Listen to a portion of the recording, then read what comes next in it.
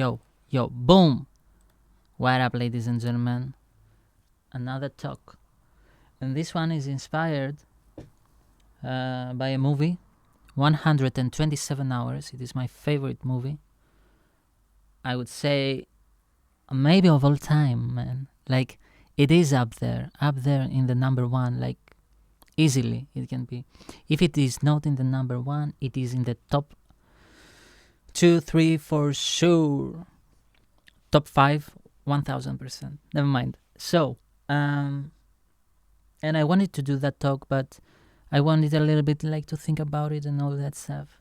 But I went on Instagram and shout out to Uncle Joe. And he was on the Joe Rogan podcast, Joe Diaz, and he said something beautiful that you look 2 years after a couple of things that happened to you, and you go back there to the person that hurts you or like did stuff to you, and you kind of actually, you kind of forgive them, and you are like, you know what? Thank you for that lesson, because it actually made me who I am. And even though I didn't like it at the time, and maybe sometimes my ego, if I remember how you treated me, still doesn't like it, but the lesson, it was like really powerful. And when you look back at it, you are like, wow, man. So this short by Joy Diaz saying that inspired me to actually fire up the OBS and shoot the talk of the 127 hours, and I will tell you why these two are related. Well, first of all, 127 hours, it is a beautiful movie that it is inspired. Basically, I don't think that it is inspired, but it says the story, it is a true story, real story, authentic story of Aaron Ralston. Ralston. So this guy was like, like he was doing like, I don't know, like extreme sports. You can say like he was rock climbing, and he had like his bike and biking, running, doing stuff, whatever. And one day he decided to go solo, like he was going like solo trips. And as he was going solo and all that stuff,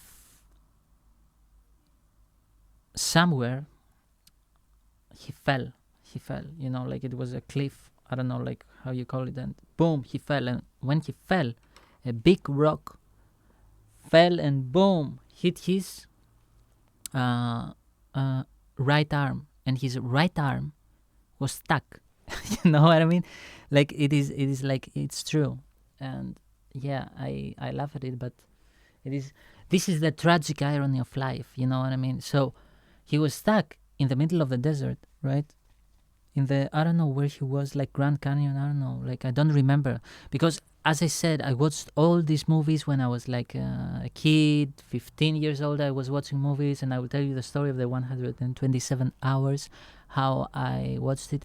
And then at 19, after I dropped out of college, I started like watching 3 movies a day. When I was 15, and this movie came out, I don't know, like my mom found a ticket, and someone won a ticket. They gave it to my mom, and it was like a ticket that you can like rent movies. I don't know how many it was, like 20, 25 movies, 30 movies, I don't remember. And there was like a movie store, like where Tarantino used to work, like movie stores. When where you rent movies. At that time, there was like no Netflix, no internet. There was internet, but it wasn't like that big of a thing back then. And plus, they cut off my internet because I wasn't studying at school. 15, right? I was all day on the internet, YouTubing and and all that stuff. I downloaded FL Studio at that time, but I didn't know what to do. I was throwing like drum loops here and there. I didn't know the key of a song, what it was, what chords were at the time. Never mind. So I didn't have internet. So I got addicted to movie watching. Like in the beginning, like I started like renting all these movies, and then I started like paying. Because like my 25 movies, 25, I don't remember. It ended, and I became like a customer, and I became a cinephile. And at that time, I remember there was also the movie of Christopher Nolan, Inception, and I remember the guy in the movie store. He told me like we were like 3-4 people, like taking notes, to understand the movie and all that. And before like I got the Inception, like in order to watch it, he put it on my mind, like you have to pay attention. I was like in front of the TV, like I couldn't like take my eyes. And obviously masterpiece, right? So, but this one, and I will tell you why this one, the 127 hours, it has like an emotional connection to me as a movie, right? Since I was a kid, and sometimes our souls, I don't know what or why they tend to gravitate towards things, towards certain people, towards certain situations, towards, I don't know why. So when I was 15 and I was waiting for this movie, I don't know why I liked the story of it and all that stuff. Because it is a story of survival, right? This guy now went into the desert. His hand got stuck. He got stuck, obviously, like his hand was there. All he had was a Swiss knife, right? He didn't call nobody before he left. He didn't pick up the phone from his parents, I think, from his parents' call. In the beginning, it starts like that. So basically, this guy, and he also didn't have a girlfriend. He used to have a girlfriend, right? He broke up with her. I don't know what happened. Also, I want to say Danny Boyle director, right? Danny Boyle genius, right? Slumdog Millionaire. Movie's great. Never mind. So, Aaron, played by James Franco, he was stuck in the Grand Canyon, right? And the movie in the beginning, it reveals that, and throughout the movie it reveals that he wasn't a good boyfriend because he had regrets. Why he wasn't like, because when you are like stuck, man, like for 127 hours, how many days is that? 2. Oh man, I don't know, 3 something. Wait, man, I don't know mathematics. Fuck. So, calculator, 107 divided by 24. 5. Fuck, man. Like he was like 5+ days. 5 and something. Ooh. Man, I thought like he was like 3. So, wow. So, 127 hours. Fuck, man. Oh, man, all these days the guy was there, man. All these days and nights. He was stuck there, man. So, as he was there, right?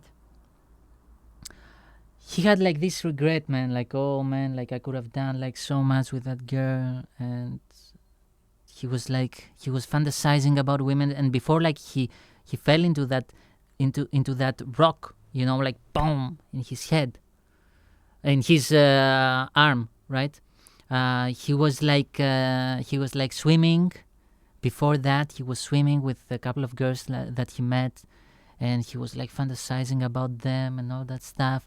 So like when you are a man, right, and you are like in a prison, or you are whatever, you are in a bad situation, and you tend like to fantasize, like the first thing that is happening in your brain is like, obviously, like you tend to fantasize about women, right? So he was that, and he had like regrets from his girlfriend. Meanwhile, the clock was ticking, right? And somewhere there, like, he was like, you know what, man, I'm gonna die, right? And he like started like taking videos of himself and all that. And he was thinking about his parents then, which became like very emotional because like he started like, as everybody, right? When we grow up, all men, we start like to forgive our parents. We start to kind of like be more like, you know what, our parents, at the end of the day, they are human like we are, and they wanted like the best for us. And sometimes like we didn't love them enough, we didn't treat them how they should have been treated, right? And this movie is like very emotional because, man, you are stuck, right? You are stuck, a part of you is stuck. And it's like when you start a business, right? And you are stuck, man. When you start something, it is like very difficult and all that stuff. Sometimes you are in a relationship or like a friendship or like a situationship, whatever, like, and it is toxic, right? Sometimes you wanna like escape something like poverty, right? And you cannot, because like you give all your effort. So in the beginning, what Aaron did and what everyone would have done is like, he had a couple of ropes, right? And he put them, and he tried like to, with one, right, to get the rock up and get his hand off, his right hand, which was stuck. Like everybody, right? In the beginning, like you start like the business, or like when I started like in 2016, right? As I had like the rock, right, in my hand, and I was stuck here, and I'm still stuck in a way. But I will tell you what will happen, and that's why it has like that emotional thing, like, and that's why I was going like to the store, right, to the DVD store, and I was like telling the guy, when will it come out? Like 127 hours, 127 hours. And I used to always like tell him 127 hours. I want that movie. I want to rent it. And he was like,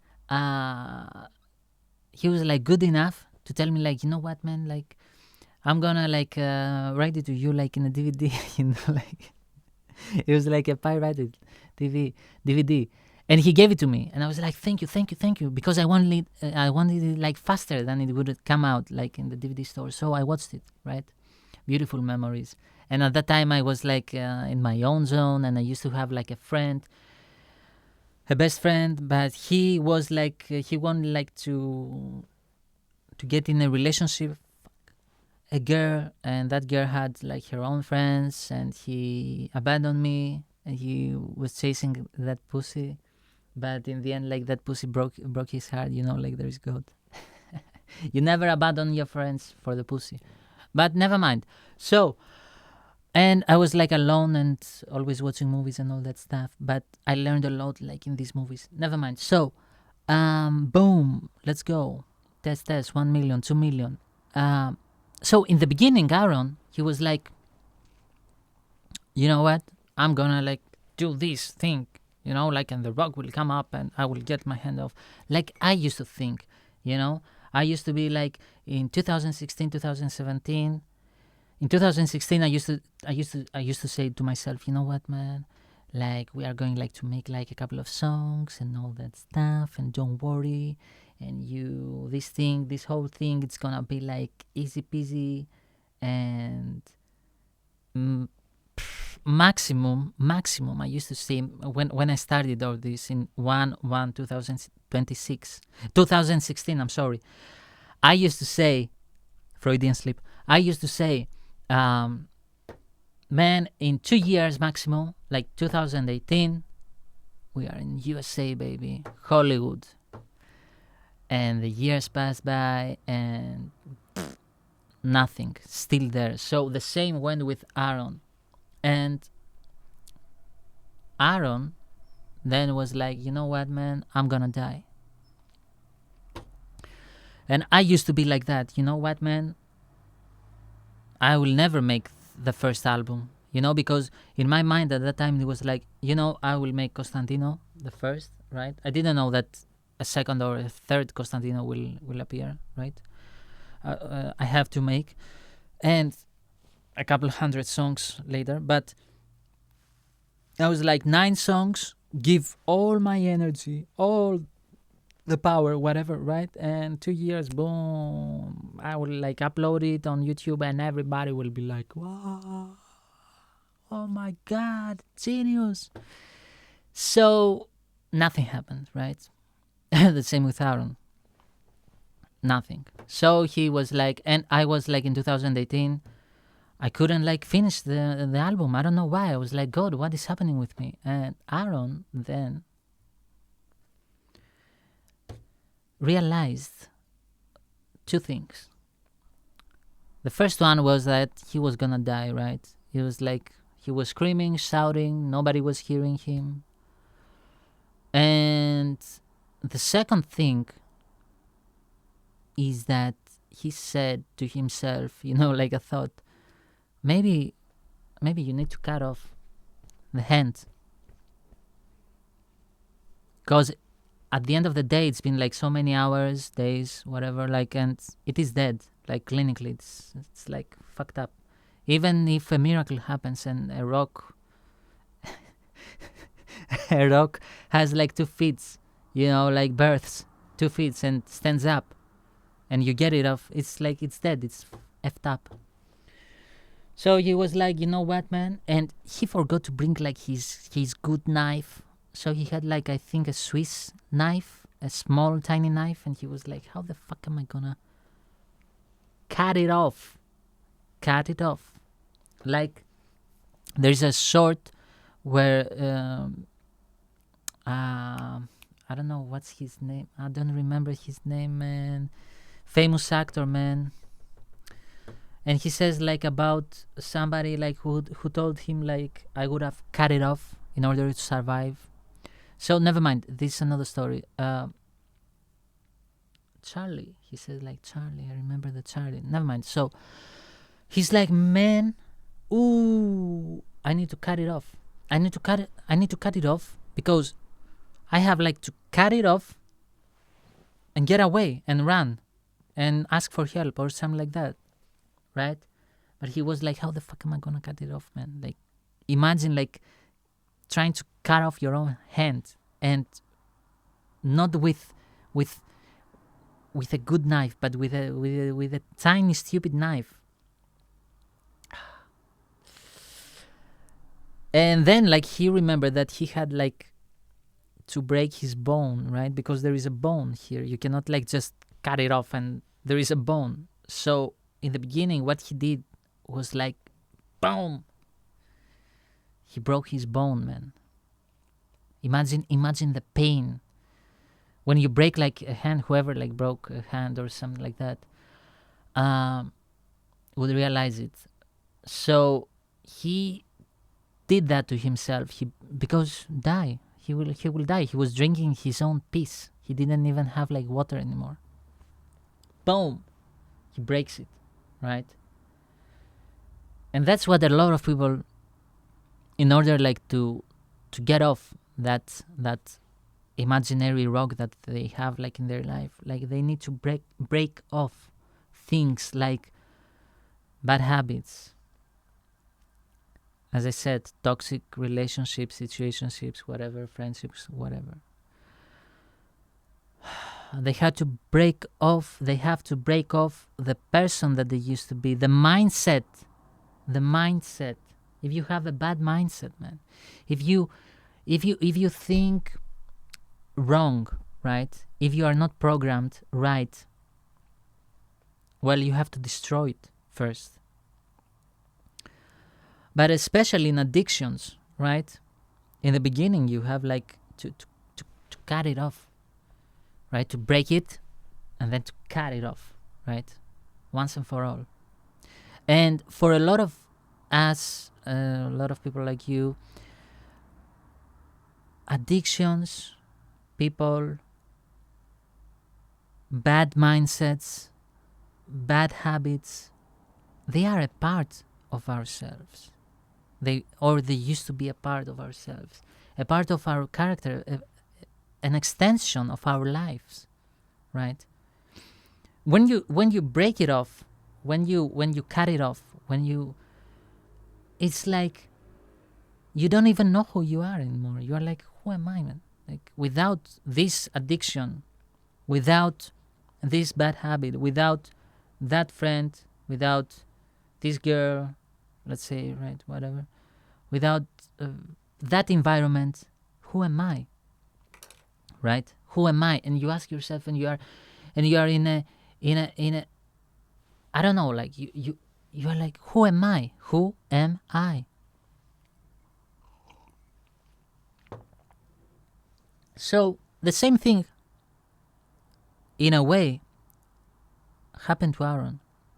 But the pain that you see, Aaron, is a real story, right? The pain that you see, and you feel it, man, like this guy like had to cut off his hand. It's like the same thing, but it is internally. It is internally. From, as I said, bad habits, right? Addictions, people, you have like to cut them off. And it hurts. It hurts so much internally. It hurts. But it is your only way in order to escape that rock. And that rock, let's say it is poverty, it is you starting the business, it is you having a business, it is you making your dreams come true, it is you whatever, right? That big rock that you cannot like, right? So what this journey, 10 years, we are like in the 11th year, taught me, it is not that I have like to kind of to go like to Hollywood and all that and become like a superstar and sing my songs and dance and have millions, billions, supercars, mansions, women, wow, connections here and there and all that.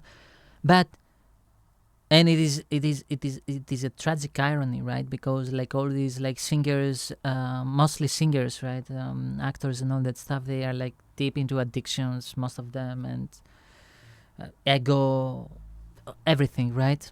So that environment, like, actually it's not like an environment to say that, yo, you know what, I'm gonna like cut off all my addictions to move there, right? So everybody knows it. But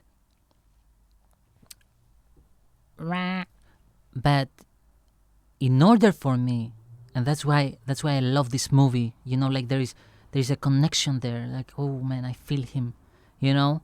In order for me to get off, boom, and start that business and get that album and make content, fail miserably but keep continuing, it is the same thing as Aaron started with a small knife, like I have like right here, web camera, tiny web camera. Sure, I do it all by myself. $100 guitar. Thank you God for everything. But because imagine if Aaron didn't have like that tiny knife, right? And boom, and he was like cutting it, right? And he was like in pain, in torture. And the same thing I had to do. I had to cut off corn. I had to cut off before, like I got it even in weed, cigarettes, stupid drugs, all that stuff. I had to cut off depression, misery, laziness in the couch, not doing anything. I had to cut off shyness. I had to cut off weakness. Weakness had to leave my body. I had to cut off wrong mindsets, wrong ways of thinking, wrong ways of looking at myself in the mirror. Wrong point of views that I was looking at life. I had to cut them off, all these things, in order to survive, because I would have died. I would have never finish any songs, make any whatever. I would have never blown up, as I said, because I know that I will blow up. But yeah. So Aaron, thank God, it's a true story, right? Real person. He said, you know what? Boom, boom, boom, boom. And he cut it off. He cut it off, man. He cut it off. Finally, this guy cut it off. He cut it off, but he lost a lot of blood. He didn't have water and all that stuff, but he was so lucky. God, right? God. He was so lucky because as he was he was walking and running, walking fast to save himself. He saw a family, right? And he waved, please, please, please, save me, all that stuff. He told them his story, and the family called. Ooh. Fast forward, helicopter, boom. They took Aaron, and that was it. He was saved. But I don't know if in the movie they say it, but somewhere someone said, I don't know, maybe I read it somewhere, that it was hours away or minutes away. I don't know, but I think hours away, a couple of hours away from dying completely, even though he had his hand, right? If he stayed a little bit more, goodbye, Aaron, because he was losing also blood now. And yeah, and in the end, you see Aaron with his now his plastic hand and all that stuff. And true story, man. Beautiful movie, exceptional direction. Also, James Franco, right? He was good on it. You cannot say otherwise. And yeah, man, one of the greatest, I would say, one of the greatest movie of the 21st century. Top, if it is not for me, it's top one. But if it is not top one, top three. If it is not top three, top five. For the rest of you, we're talking about 21st century, right? 2000 to 2026, right? For the rest of you, and for all the people in, I don't know, in the world, New York Times, whoever does all that IMDb, it should be top 10. Top 10. This movie is you should watch it. And I love that movie, man. And I literally was playing the song, this one, and I'm ending it. I was playing the song, Post Malone, White Iverson. This song, it has such an emotional impact to me, because it talks about Iverson, and Iverson was he was a great basketball player, but he never won a ring, right? Sadly. And I was when I was listening to Post Malone saying White Iverson, and this was the song that blew Post, right? He made that song and he blew up. And I was watching the 127 hours, the poster. I had it on my computer, and I have it right now in front of me. And look at the poster, and 127 hours. And I was looking at the poster of the movie, and the song, White Iverson was playing on the background. White Iverson, when I started ballin', I was young. This should have been the soundtrack, the official. Danny, but no, I think it wasn't out when the movie. But a remake or something like that would have been great. White Iverson, and And I was like, man, like 127 hours. All these years, man, that I was fighting and struggling, and I never like won anything. Like all these years, I was like a total loser, a total bum. Charlie, I could have been a contender, as Marlon said. I could have been a contender, Charlie. And I was a total bum, loser. I was failing miserably, failing, year after year, year after year, year after year. And I was crying, man. I was crying I was crying for hours, man. Whatever song on loop. When I started ballin', I was young. Because even though I was like studying and making music and all that, I didn't win. I wasn't winning in life. I wasn't winning in my business, in the music. I was failing. But I was like trying so hard, man. So yeah, whatever song. 127 hours. One of the greatest movies of the 21st centuries. And yeah.